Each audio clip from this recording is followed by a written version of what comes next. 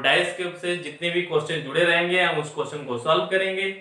दोस्तों आइए हम देखते हैं कि डाइस चैप्टर को। डाइस दोस्तों दो टाइप के होते हैं, एक स्टैंडर्ड डाइस होते हैं, एक जनरल डाइस।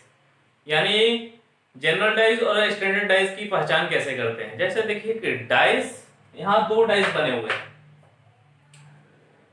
ये कौन सा डाइस है, ये भी कौन सा डाइस है। अभी हम इसको डिफाइन करेंगे, ये दोनों डाइस को क्या करेंगे, हम डिफाइन करेंगे। जैसे हम देखेंगे यहाँ 2 और 5, यहाँ 3 लिखा है, इसमें 3 और 2 और 1 लिखा है। दोस्तों जनरल डाइस की मानक पहचान होती है कि जब आपस की सतह 3 5 8 हो रहा है, 2 5 7, यानी आपस के सतह का योगफल क्या होता है दोस्तों, आसपास के सतह का योग 7 हो।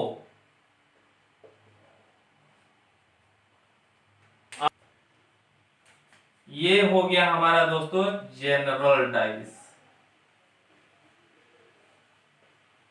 जनरल डाइस जैसे क्या हुआ कि 5 और 2, यानी 5 प्लस 2 आपस की सतह है, 7 हो गए, तो इसको समझेंगे यह जनरल डाइस है। स्टैंडर्ड डाइस का की पहचान क्या होता है, स्टैंडर्ड डाइस का पहचान का योगफल 7 ना हो। दूसरा रूल्स क्या होता है, आमने सामने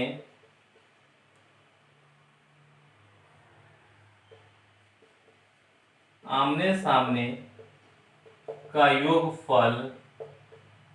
योग 7 हो, यानी पक्का,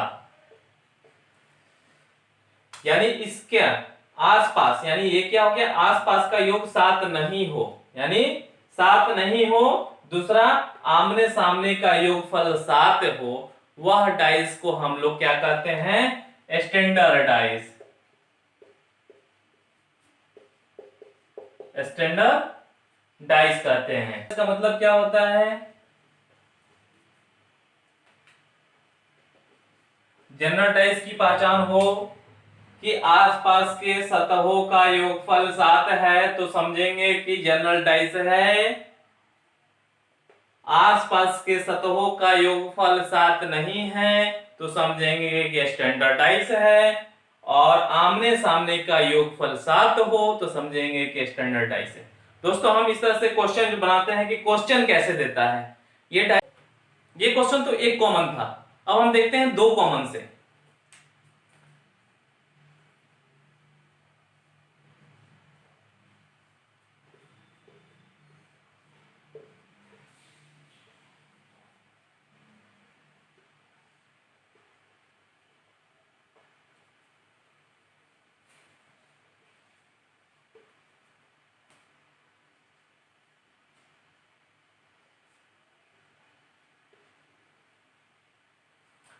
देखिए दोस्तों, अब ये क्वेश्चन में दो कॉमन मिल गया, इसमें भी 3 मिल गया, इसमें भी 3 मिल गया। पहले हमारा क्या था, एक कॉमन था, दो संख्या मिल गया, 3 भी मिल रहा है और 1 भी, दोनों में कॉमन मिल रहा है। अगले क्वेश्चन में हमने देखा कि 3 केवल ही कॉमन था, इसमें दो दो नंबर कॉमन मिल रहा है। तो हमने आपको बताया था कि क्लॉकवाइज घुमा देंगे तो हमारा आंसर एक दूसरे के विपरीत आ जाएगा। लेकिन हम यहाँ अब क्या करेंगे, तो हम देखेंगे कि 3 एक मैच कर रहा है और 3 एक मैच कर रहा है। तो यहां पर इस तरह से क्वेश्चन पूछाएगा कि 4 के विपरीत कौन है और 5 के विपरीत कौन है। तो जो संख्या नहीं मिलेगा तो समझिए कि 4 के विपरीत 5। जब दो कॉमन मिले तो उस स्थिति में हम क्या करते हैं, 4 के अपोजिट 5 हो जाएगा या तो 5 के अपोजिट 4 हो जाएगा। यानी 3 एक क्या हो रहा है, इसमें भी कॉमन है और इस फिगर में भी कॉमन है। तो उस स्थिति में हम क्वेश्चन पूछा 4 के अपोजिट कौन था, 5, 5 के अपोजिट कौन है तो 4, ये आंसर निकल जाता है। आइए हम देखते हैं एक और क्वेश्चंस।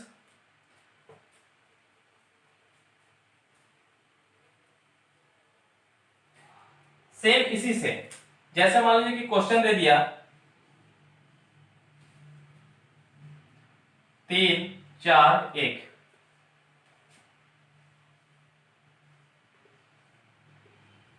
3 4 1, इसमें मैं कर देता हूं 5, इसमें कर देता हूं मैं 5। ठीक है, कॉमन क्या मिल रहा है, इसमें भी 3 मिल रहा है, इसमें भी 4 मिल रहा है, और यहां पर कॉमन नहीं मिल रहा है, यानी दो संख्या कॉमन मिल रहा है। तो इस स्थिति में हमने बोला था कि एक का ऑपोजिट तो 5 हो जाएगा, 3 का ऑपोजिट पूछ दिए। अब अगर 3 का ऑपोजिट पूछ दे तो हम लोग वहां पर कैसे इसको सॉल्व करते हैं देखेंगे इस तरह से। 3 का ऑपोजिट कौन हो सकता है? 3 का ऑपोजिट तो 4 होगा नहीं, क्योंकि फिगर में दिया है। 5 भी नहीं होगा, और यहां 1 दिया है तो 1 भी नहीं होगा। तो 3 का ऑपोजिट होगा कौन सा संख्या?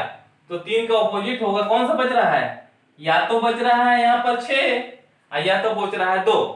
यानी इसका मतलब हो गया 3 का ऑपोजिट 6 या 2 होगा। अब पूछा गया कि भाई साहब ये आंसर 2 क्यों आ गया, 6 या 2? तो आप लोग को ऑप्शन में दिया रहेगा 6 या 2, तो समझेंगे उसमें हम क्या करेंगे, 6 और 2 को करेंगे, हमारा आंसर यही होगा। अब जैसे पूछ दिया कि 4 का ऑपोजिट कौन सा होगा, तो हम देख लेते हैं 4 का ऑपोजिट कौन होगा। 5 तो होगा नहीं, 3 भी नहीं होगा, और 4 का ऑपोजिट 1 भी नहीं होगा। तो 4 का ऑपोजिट बचा कौन सा? 4 का ऑपोजिट बचा कौन सा? तो 4 का ऑपोजिट 6 होगा। क्या हो गया? 1 6 या 2 होगा। 4 का ऑपोजिट कौन सा हो जाएगा? 6 और 2 हो जाएगा। अब यहां बात होता है कि 3 का ऑपोजिट भी 6 2 होगा, और 4 का ऑपोजिट भी 6 2 होगा। तो अगर यहां पर 3 का ऑपोजिट 6 होगा तो यहां 4 का ऑपोजिट 2 होगा।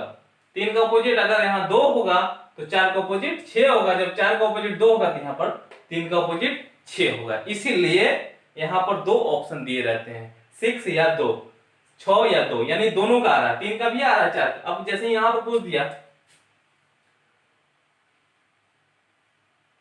3 का ऑपोजिट बताना है, 3 का नहीं सॉरी, यहां पर 5 का ऑपोजिट पूछ दिया, 5 का ऑपोजिट क्या होगा? 3 का तो हम लोग देख लिए, 5 का ऑपोजिट, तो 5 का ऑपोजिट देखेंगे कि 3 तो होगा नहीं, क्योंकि 3 दिया है सामने, 4 भी नहीं होगा, और 5 का ऑपोजिट इसमें तो फिगर में है ही नहीं। तो अब देखेंगे जब इसमें दिख रहा है तो 3 और 5 हो गया, अब बचेगा किसका? तो जब ये होगा 3 और 5, इसमें संख्या किसका बच रहा है? 6। तो 6 का हम जान रहे हैं कि 3 का या तो 4 का 6 होगा, तो 6 भी यहां पर इसका नहीं होगा। बच रहा है कौन संख्या? 2 और 1, 2 और 1 बच रहा है, 2 और 1 बच रहा है। 2 4 में भी आ रहा है, 3 में भी आ रहा है। 2 किस में आ रहा है? 4 में भी आ रहा है, 3 में भी आ रहा है। तो यहां पर 4 क्या हो जाएगा? 4 का ये तो 2 कट जाएगा, क्योंकि 4 में 3 में ऑलरेडी है। जब 6 किसी का होगा तो 4 2 का हो जाएगा। तो अपोजिट यहां पर किसका बच गया? 5 का अपोजिट 1, और 1 का अपोजिट 5। यह हमारा आंसर निकल के आ गया। ठीक है दोस्तों, अगर इस तरह का टेस्ट दिया गया है तो यहाँ पर 3 का ऑपोजिट 6 या 2, 4 का ऑपोजिट 6 और 2, 5 का ऑपोजिट 5 और या तो 1 होगा।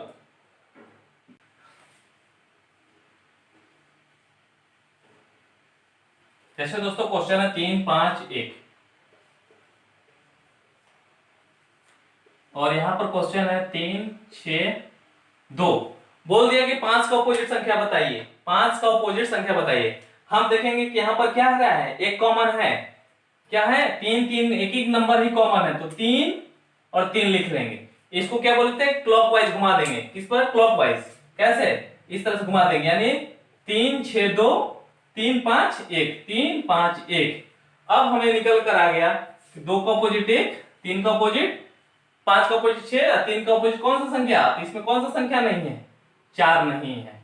तो इसका आंसर हो गया हमारा कि 6 का ऑपोजिट 5। क्वेश्चन क्या बोल रहा है? 5 के विपरीत क्या होगा? क्वेश्चन क्या था? 5 का विपरीत, विपरीत क्या होगा। तो इसका आंसर क्या हो गया? 5 का ऑपोजिट 6 होगा, या तो 6 का ऑपोजिट 5 पूछता तो। ठीक है, तो चलते हैं हम दूसरा क्वेश्चन देखते हैं। 4 5 6 फेस, इसमें कितने फेस रहेंगे? 6 फेस रहेंगे ऑप्शन। यानी क्वेश्चन रहेगा 1 2 3 4 5 6, क्योंकि 6 फेस ही होते हैं इसीलिए 6 ही फेस का ओपन कर दिया, यानी क्या है, ये डाइस को ओपन कर दिया गया है। तो इसमें क्वेश्चन पूछ देगा एक का ऑपोजिट कौन सा है, 2 का ऑपोजिट कौन है, 3 का ऑपोजिट कौन है, 4 का ऑपोजिट। तो इस तरह का मैथ को, इस तरह के क्वेश्चन को सॉल्व करने के लिए तो हम यहां देखेंगे इसमें क्या होता है कि 2 का ऑपोजिट 4 होगा, 3 का ऑपोजिट 6 होगा और 5 का ऑपोजिट 1 होगा। यानी 5 का ऑपोजिट कौन होगा? 1 हो जाएगा। 2 का ऑपोजिट कौन होगा? 2 4, 2 का ऑपोजिट 4, 3 का ऑपोजिट 6, 3 का ऑपोजिट 6। तो अब आपको इसमें से क्वेश्चन कोई भी बोल दे कि 5 का ऑपोजिट क्या होगा, तो आप बता दीजिए कि 5 का ऑपोजिट 1, 2 का ऑपोजिट 4, 3 का ऑपोजिट 6। इस तरह क्वेश्चन है। अब अगले क्वेश्चन देखते हैं।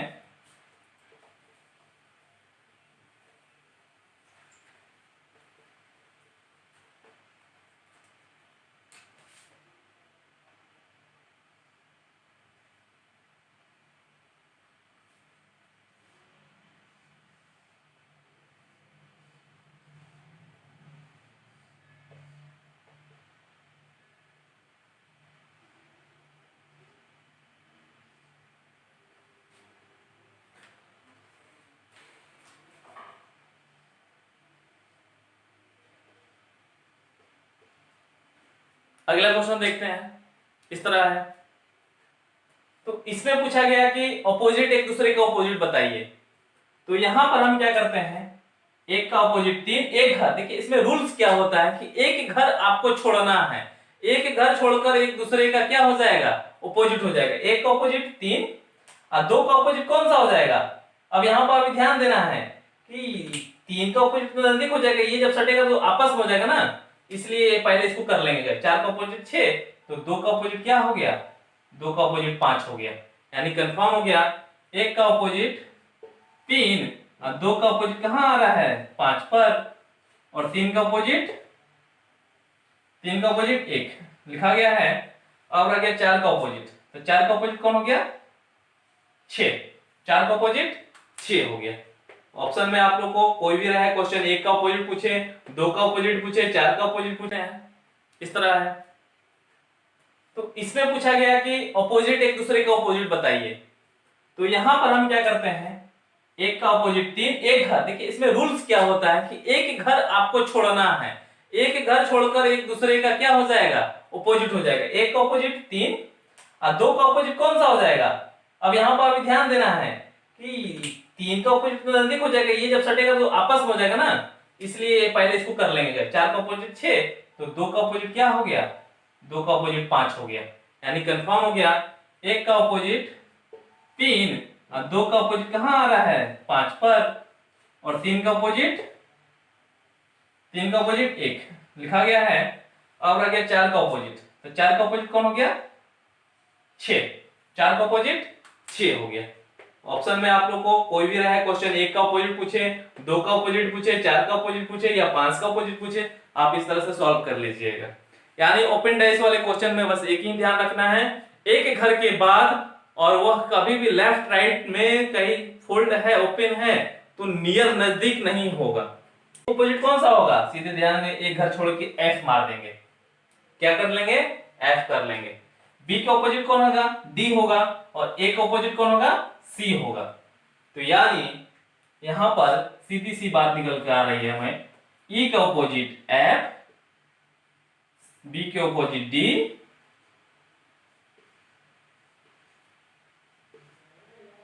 बी को ऑपोजिट डी, और ए को ऑपोजिट सी, सी को ऑपोजिट ए। यानी ये संख्या एक दूसरे के ऑपोजिट हैं। यानी ई के ऑपोजिट एफ, इसे मिटा देते हैं, इसे मिटा देते हैं। ये क्वेश्चन था बी को ऑपोजिट, तो बी को ऑपोजिट क्या आंसर आएगा हमारा? डी आंसर आ गया, यानी बी का ऑपोजिट है, आंसर निकल कर आ गया। ठीक है दोस्तों, आपने देखा इस दोस्तों एक और क्वेश्चन देखते हैं हम। क्वेश्चन इस तरह से रहेंगे, क्वेश्चन रहेगा ओपन डाइस का, और ऑप्शन में हम लोग को एक दूसरे का ऑपोजिट ना पूछकर हमें फिगर ही दे देगा, किसी में से बताइए कि यह कौन सा फिगर मैच करेगा, इस डाइस को फोल्ड करने के बाद कौन सा फिगर मैच करेगा।